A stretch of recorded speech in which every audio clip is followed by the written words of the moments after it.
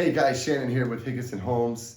I have a little checklist here on the board for me to kind of stay on topic. However, ultimately, this is a contractor success startup checklist. What that means is if you're looking to opening any type of residential construction service industry business, whether it's roofing, siding, painting, kitchen, bathroom remodeling, doesn't matter. You need a few things. One, you need a craft. You need to have something to offer somebody. Let's say you know how to install windows, okay? And you can go into a house, remove windows, install new windows, whether it's, wood windows, vinyl windows, it doesn't matter.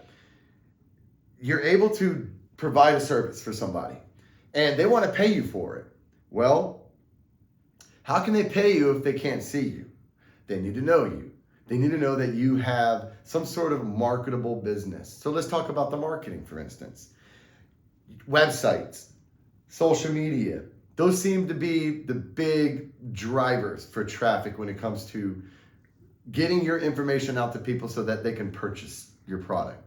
So if I had a window setting company, I definitely would need a website that's visible online, that people can go in and search window replacement, window installation, anything like that. And that needs to look good and it needs to work well. If you have a website that doesn't run very well, people are going to have a hard time loading it. They're going to just skip on to the next. So you're able to set windows and do a good job doing it. Now you got to show people that you're capable of doing so. So that's making your company marketable. You build a website, you have some portfolio pictures, you, family, they like to see that. You with the wife, the kids, up there somewhere on the website.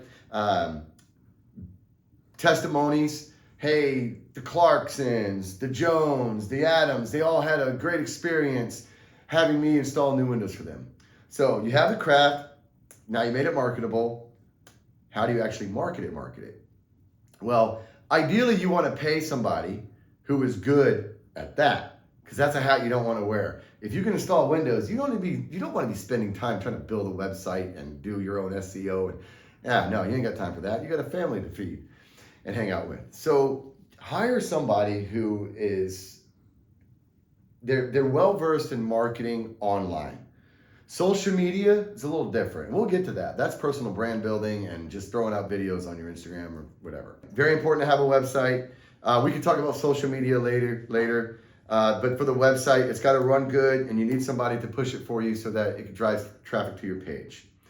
Now, once you have people that can go to your website and see that you're able to install windows, they have to have a way to contact you or somebody that does sales. At first, you're going to be doing your own sales. And sales is very important because you got to be able to convey information to people so that they are interested in buying from you. You take the fear away, they trust you, they know you have a good reputation, they're going to buy from you. So now you have the marketing, you've got the sales process, a CRM is in there as well, customer relationship management, very important, especially when you have 5 to 10 leads a week, sometimes a day. You need to have a way to not lose these potential clients in the cracks because the Joneses over here reached out to you, but you never got back to them, so they hired Dan in a van down the road. Long story short, CRM is very important, and there's software for that, and I can show you that as well in a later video. Now, you have the marketing, the sales, CRM, which is part of the sales process, estimation process. Very important to know what it's going to cost you so that you know how to mark up for your margin so you can make money and you pass that bill on to the customer. My estimates are so detailed down to the doorknob that I make sure that the customer knows that they are getting everything they're paying for and no surprises.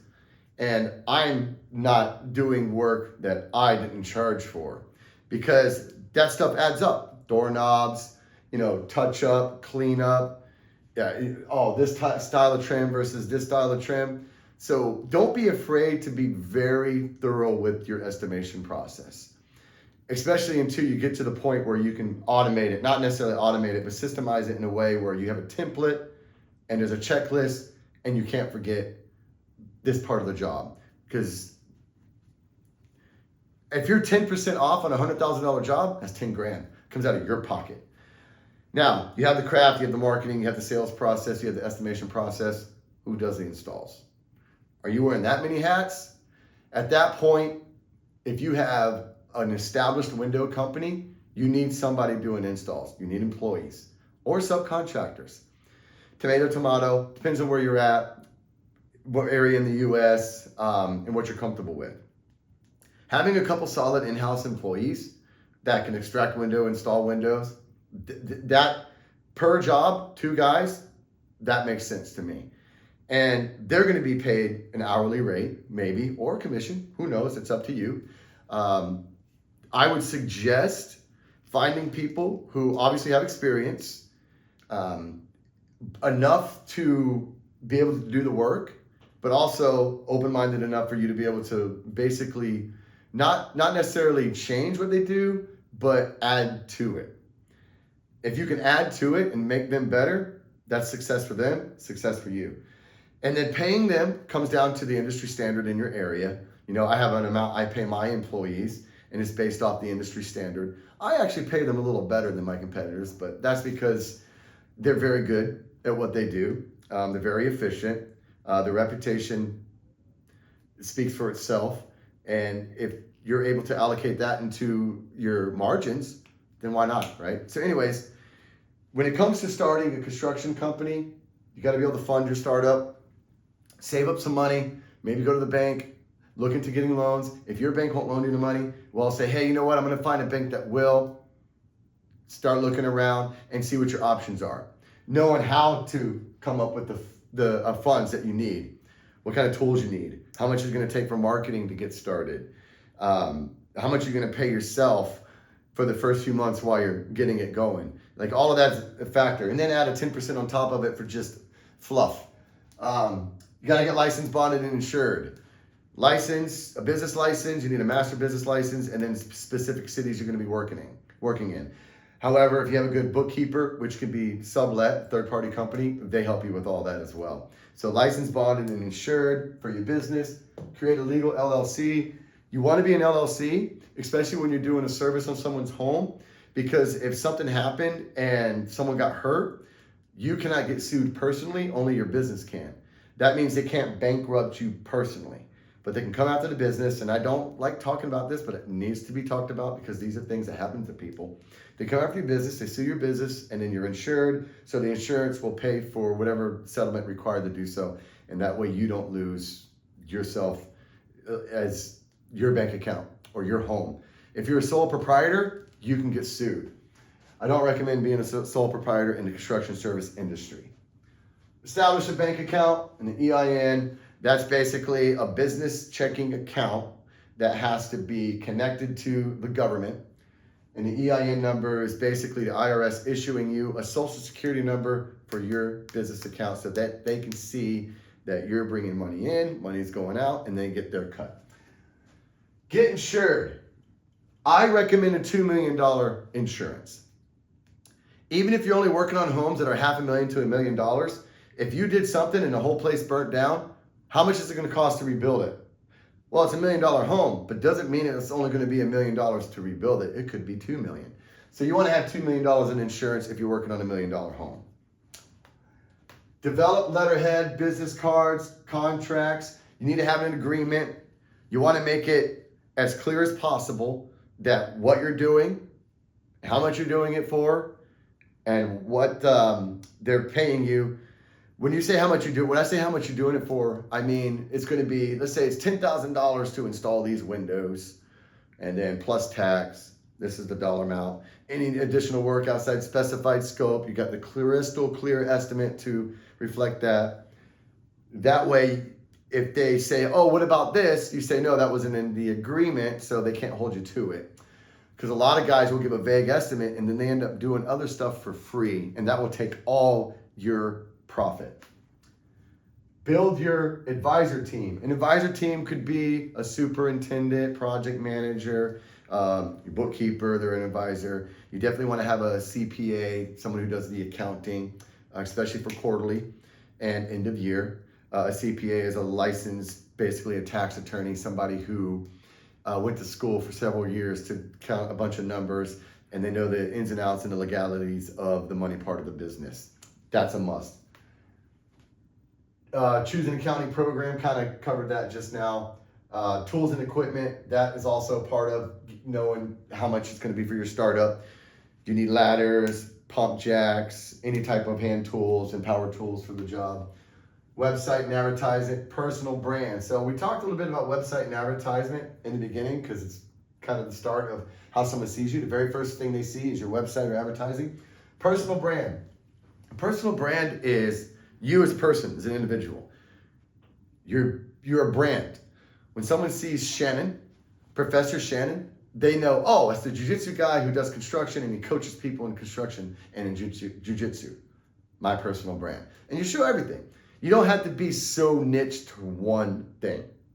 As a matter of fact, you're actually more likely to attract more followers if you can diversify and show that you have, more than one skill. As a jiu-jitsu instructor and a construction business owner and consultant, people see that primarily what I do in general is coach. I advise, I consult, and it helps. Because then I have jiu-jitsu people who follow me that also go, oh my gosh, I'm a general contractor as well.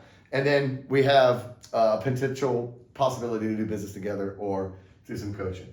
Anyways, long story short here, I'm just going to reiterate that when you're starting a construction company of any kind, you have to have the craft.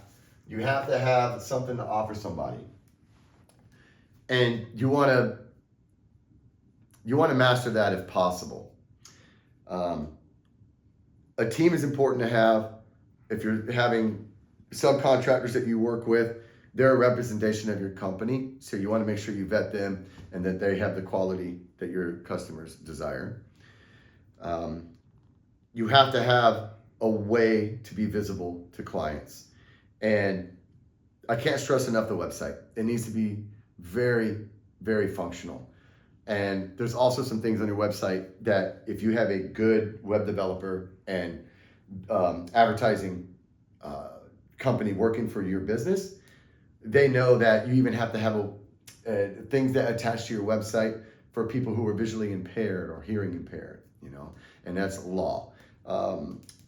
There is a couple of search engines that are out there. I'm not going to say any names, but one of them is really big, and I recommend you have a presence on their page, because when people type in what they're looking for, they put you in front of that person. Sales process, if you look professional and you sound professional, you've won half the battle right there. If you look professional and you sound professional, you won half the battle right there, because people are going to see the care that you put in yourself, and they know that that's more than likely going to carry on to them than people who don't look like they care about themselves. Because if someone doesn't really care about themselves, why would they care about you? Be very careful who you do business with as a business owner as well, because there's clients out there that look at you as, let's call it, they look at you as a win. How can they take advantage of you in such a way that they pay you as little as possible and get as much as possible? Unfortunately, they're out there. And with experience, you'll learn how to weed them out.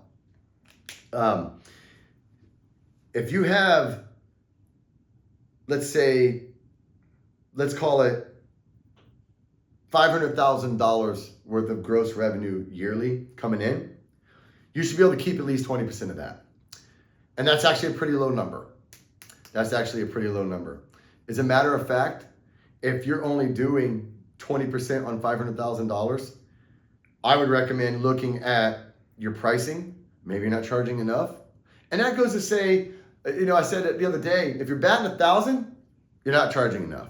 If you're batting 0, you're probably charging too much. Or your sales process is just so terrible that no one's going to hire you. I like to bat right around 30%, maybe even 40. However, there's companies that charge an exorbitant amount of money and they only get like 1 out of 10. However, they have enough overhead and enough ads running that they can cover it. So then when they do land that one job, it pays for everything. I like to aim for about 30%, 30 to 40% close rate. And that's not from every lead. That's to people that are set an appointment on the phone. They come to the CRM, my assistant gets them on the phone, sets up a phone consultation with me. I talk to them just to make sure they're a real person and see if we have at least an understanding of what they are looking to purchase is something that I want to provide. And it helps because then when you go to meet them at the doorstep, they already kind of have a feel about you because you've talked to them on the phone. Kind of break the ice, if you will. And they've seen your picture online and they see you have a family, that you're professional, you take pride in how you look and how you feel, makes them comfortable about letting them knock on your door. So with that being said, that's just kind of like a big nuts to bolts, meat and potatoes part of the construction business industry. I'm going to be making a lot of videos that basically have a premise of specifics. And then there's going to be other details and minutia where we can get down into how bookkeeping works, and you should sublet it, but you definitely need to understand it so that when you are having a consultation or a call with your bookkeeper, which should be monthly, that you can see how they come up with the P&Ls, profit and loss, net margins, and where the taxes are going. So with that being said, thank you so much. Have a nice day.